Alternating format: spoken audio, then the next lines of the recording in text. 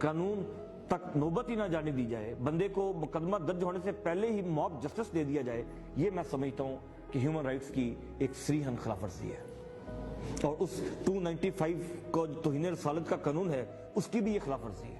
یہاں پہ district Shekau پورہ میں مکی کے اندر نان مسلمز اس کپل کے اوپر, اینڈ دے ور الٹریٹ, ان کے اوپر ایلیگیشن لگایا گیا کہ انہوں نے بلاسفیمی کمٹ کی ہے. دیکھتے دیکھتے گاؤں کا مجمع وہاں پہ اکٹھا ہوا اور ان کو ٹارچر کرنا انہوں نے سٹارٹ کیا.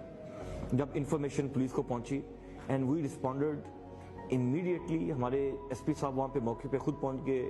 دین آئی گیو دیم آرڈر, آپ کو کوئی بھی فورس یوز کرنی پڑے, اپروپریٹ لیول آف فورس, ان معصوم کپل کی جان کو بچانے کے لیے, تو آپ نے اسے دریغ نہیں کرنا.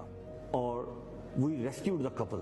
سلام میں پیش کرتا ہوں اپنے ان افسروں کو اور جوانوں کو جنہوں نے اپنی زندگی کو ہتھیلی پہ رکھ کے اس انوسینٹ کرسچن کپل کو انہوں نے بچایا. مذہب کے بنیاد کے اوپر یا مسلک کی بنیاد کے اوپر کوئی نہ افضل ہے قانون کی نظر میں اور نہ ہی کوئی انفیریئر ہے. ریاست کے نزدیک اس کے تمام شہری برابر ہیں.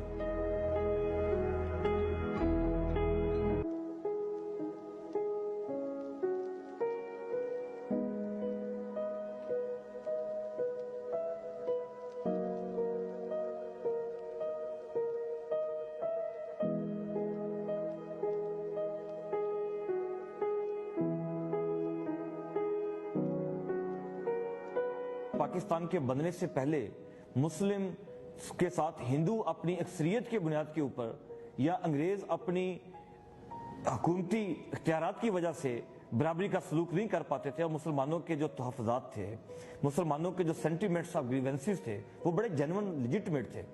وہی کیا لیجٹمیٹ گریونسز ہمارے نان مسلم سٹیزنز کے بیچ تو پیدا نہیں ہو رہے, اور اگر یہ ہو رہے ہیں تو یہ بڑی پریشانی کی بات ہے. We need to rectify the situation immediately. اپنے ہی ملک کے شہریوں کو جو ایکول جن کا لیگل سٹیٹس ہے ان کو ہم مائنارٹی کہہ کے سیکنڈ کلاس سٹیزن کا درجہ دیتے ہیں, یہ چیز آبجیکشنیبل. ریاستی اداروں کو یہ احساس ہوا ہے کہ اس قانون کا جو ضیاء الحق کے زمانے میں ہوا تھا یہ نان مسلمز کا اس سے استحصال ہو رہا ہے. اس میں لوگ اپنا ذاتی سکور کو سیٹل کرنے کے لیے ایکوزیشنز لگا دیتے ہیں. My point is, if there is a law and they support the law, then they must observe the law.